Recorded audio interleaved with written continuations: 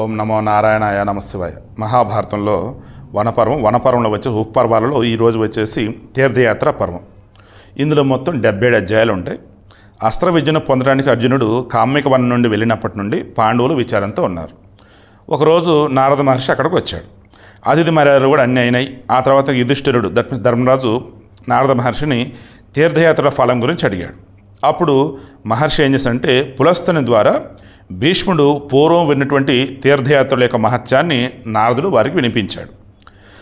మానవ లోకంలో బ్రహ్మగారి త్రిలోక విఖ్యాతమైనటువంటి పుష్కర తీర్థం ఒకటి ఉంది.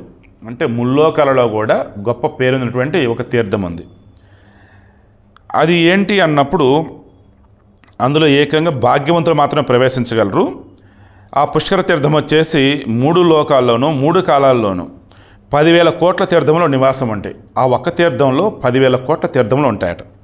అక్కడ 12 రాత్రులు గడిపి ఆ తర్వాత జంబూ మార్గమైన తీర్థానికి వెళ్ళాలని చెప్పేసి సకల తీర్థముల మహత్యం కూడా పేర్కొన్నాడు నారదుడు. ఆల్రెడీ నేను చదివాను, దానికి నార్మల్ వేలో నేను చెప్పేస్తాను, ఓకేనా. ఇక ఆ తర్వాత లోమష్ మహర్షి అక్కడికి వచ్చాడు. అప్పుడు అర్జునుడు పాశుపతాది దివ్యాస్త్రాన్ని ఎలా సాధించాడు అని వివరించి మళ్ళీ ఇంద్రుని దగ్గరికి ఎలా వెళ్ళాడు, ఇంద్రుడు మరల ఏం చెప్పాడని చెప్పేసి అదంతా కూడా అర్జునుని యొక్క కుశల సమాచారం, క్షేమ సమాచారం అంతా కూడా పాండవులకు చెప్పాడు.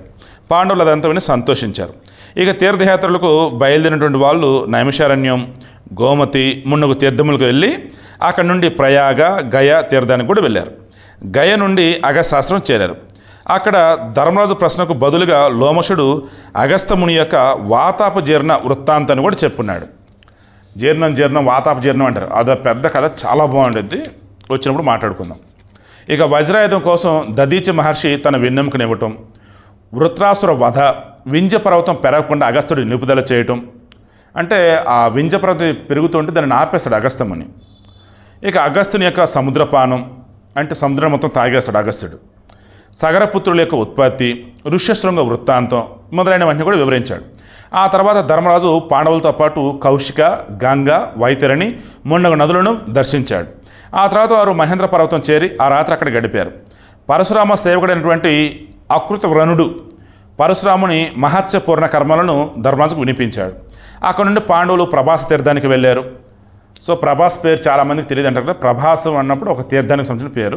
అండ్ ప్రభాసుడు అని చెప్పేసి ఒక రాజు కూడా ఉన్నాడు. అక్కడ ప్రభాస్ తీర్థం దగ్గర యాదవుల వారిని కలిశారు. ఎవరిని? పాండవులని.